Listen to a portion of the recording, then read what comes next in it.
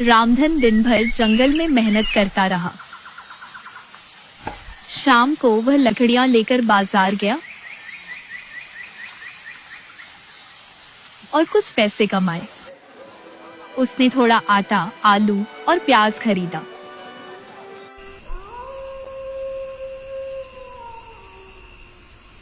मालती, ये लो, कुछ खाने का सामान लाया हूँ। ज्यादा नहीं, पर बच्चों का पेट भर जाएगा। तुमने इतना सब किया रामधन, अब तुम हाथ मुंह धोकर बैठो तो मैं तुम्हारे लिए भी रोटियां सेक देती हूँ। माँ, क्या आज गुड़ नहीं आया? आज नहीं बिटिया, लेकिन हम कल जरूर से गुड़ लेकर आ जाएंगे। रात को परिवार ने सादी रोटियां और उबली सब्जी खाई। कोई शिकायत नहीं थी, थकान थी, लेकिन उसमें एक नई उम्मीद छिपी थी। अब हर दिन ऐसा ही होगा। मैं मेहनत करूंगा और हम सब मिलकर आगे बढ़ेंगे। हमारे पास कुछ भी नहीं है, लेकिन हम एक साथ हैं। यही सबसे बड़ी बात है। रामधन रोज जंगल जाता और लकड़ियां बेचकर राशन लाता। बच्चे अब भूख की शिकायत नहीं करते थे। परिवार ने मुसीबतों को अपनी आदत बना लिया था। सुनिए जी, जल्दी लौट आइएगा। कल बहुत देर हो गई थी और बिटिया आपके बिना ही सो गई थी। हाँ सुनीता, जल्दी लौटूंगा। आज थोड़ी ज्यादा लकड़ियां लाऊंगा ताकि कुछ पैसे ज्यादा मिल जाए। पिताजी, आज गुड़ लाएंगे? जरूर बेटा, इस बार तेरे लिए गुड़ भी और माँ के लिए एक साड़ी का सपना भी लेकर आऊंगा। और मेरे लिए चूड़ियाँ? तुम्हारे लिए सबसे सुंदर चूड़ियां बिटिया। बस भगवान थोड़ा साथ दे। उस दिन वह ज्यादा लकड़ियां काटने के चक्कर में जंगल की गहराइयों में चला गया। अरे ये कौन सी जगह है? ये रास्ता तो रोज वाला नहीं लगता। लगता है कहीं गलत दिशा में आ गया। आसमान में बादल छा गए और हल्की बारिश शुरू हो गई। हे भगवान, अब क्या करूं? जिस दिशा से आया था वो भी भूल गया। अब कोई रास्ता नहीं सूझ रहा। रामधन रास्ता भूल गया था। उधर कुटिया में मालती चिंतित थी।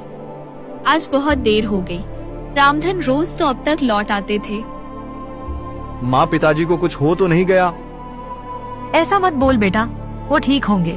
बस शायद ज्यादा दूर तक निकल गए होंगे। रामधन थककर एक पत्थर पर बैठ गया। तभी उसे दूर एक हल्की रोशनी दिखी।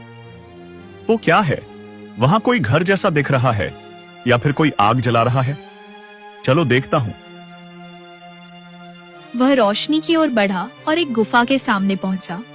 गुफा से पीली चमक आ रही थी।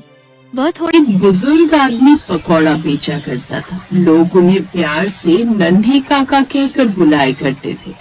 हर दिन का यही है, सुबह से शाम बीत जाती है पर सिर्फ 8-10 ग्राहक ही आते हैं। धीरे धीरे शाम हो गई। एक ग्राहक उसके पास आया। अरे नन्हे काका, जरा 100 ग्राम पकौड़े देना।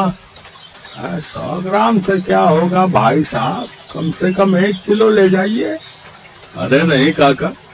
काका ने उसे पकौड़े दिए। वो आदमी काका को पैसे देकर चला गया। धीरे धीरे रात हो गई। वहाँ लाइट थी नहीं, इसलिए काका सारा सामान लेकर अपनी झोपड़ी में आ गए, जो उसी जंगल में बनी हुई थी। बची हुई पकौड़ी खाकर काका लेट गए और मन ही मन सोचने लगे। यहाँ नदी किनारे धंधा कुछ खास नहीं चल रहा है। कल अपने गांव होकर आता हूँ। अगर वहाँ दुकान लगाने की जगह मिल जाए तो ज्यादा ग्राहक मिलने लगेंगे। यही सब सोचते सोचते काका सो गए। अगली सुबह जल्दी उठकर वो गांव पहुँच गए और कुछ लोगों से मिले। अरे मोहन बेटा, गजोधर भाई, यहाँ पर मुझे अपनी पकौड़े की दुकान लगानी है। कहीं जगह मिल जाएगी क्या? नहीं नन्हे काका। बेटा, तुम लोग तो मुझे जानते हो। मेरा बचपन जवानी सब यहीं बीता है। देखो काका, अब तुम्हारा यहाँ कुछ नहीं बचा। तुम्हारे बेटे बहू सारा खेत और घर बेचकर इस गांव से चले गया। काका बिना कुछ बोले वहाँ से वापस आने लगे। तभी उन्होंने गांव के चौराहे पर एक 10 साल के भिखारी बच्चे को देखा, जो बड़े ही ध्यान से किसी होटल पर जलेबी और समोसे देख रहा था। अंकल, मुझे भी जलेबी और समोसे दे दो ना। अरे यार, ये सुबह सुबह भिखारी न जाने कहाँ से आ जाते हैं। तेरे पास पैसे हैं जलेबी और समोसे लेने के लिए? पैसे वो क्या होते हैं?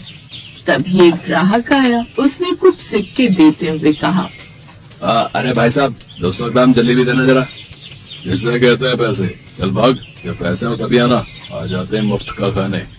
गोलू भूख के मारे अपना पेट पकड़कर वापस आने लगा।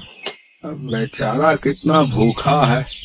काका वापस नदी के किनारे अपनी पकौड़ी की दुकान लगाकर बैठ गए। तभी उन्होंने नदी के किनारे उसी गोलू को देखा। तभी काका उसके पास पकौड़ी लेकर गए। बेटा खेलना बाद में, पहले ये पकौड़े खा ले। मैं नहीं खा सकता काका, मेरे पास पैसे नहीं है। कोई बात नहीं बेटा, मैं तुझसे पैसे नहीं लूंगा। नहीं काका, आज एक जलेबी वाले ने मेरी बहुत बेइज्जती की। मैं बिना पैसे के अब कुछ नहीं खाऊंगा। इतना बोलकर गोलू ने ढेर सारी मिट्टी उठाई और वहाँ से चला गया। लगता है इस बच्चे पर उस दुकान वाले की बातों का गहरा असर हुआ है। वहीं दूसरी तरफ गोलू अपने बाकी अनाथ दोस्तों के पास पहुँच गया। गोलू, ये मिट्टी लेकर क्यों आया है तू? तू तो हम सबके लिए खाना लेने गया था ना? लगता है भैया को खाना नहीं मिला, इसलिए मिट्टी ले आए। कोई बात नहीं भैया, हम मिट्टी खा लेंगे। अरे नहीं नहीं, आज मुझे पता चला कि गोल गोल सिक्के जैसी कोई चीज देकर कुछ भी खरीदा जा सकता है। उनके पास लोहे के सिक्के थे, पर हम मिट्टी के सिक्के बना लेंगे। क्या बात है भाई, अब तो हम कभी भूखे नहीं रहेंगे। चलो ढेर सारे सिक्के बनाकर धूप में सुखा लेते हैं। तो इस तरह उन बच्चों ने ढेर सारे मिट्टी के सिक्के बना लिए। उसके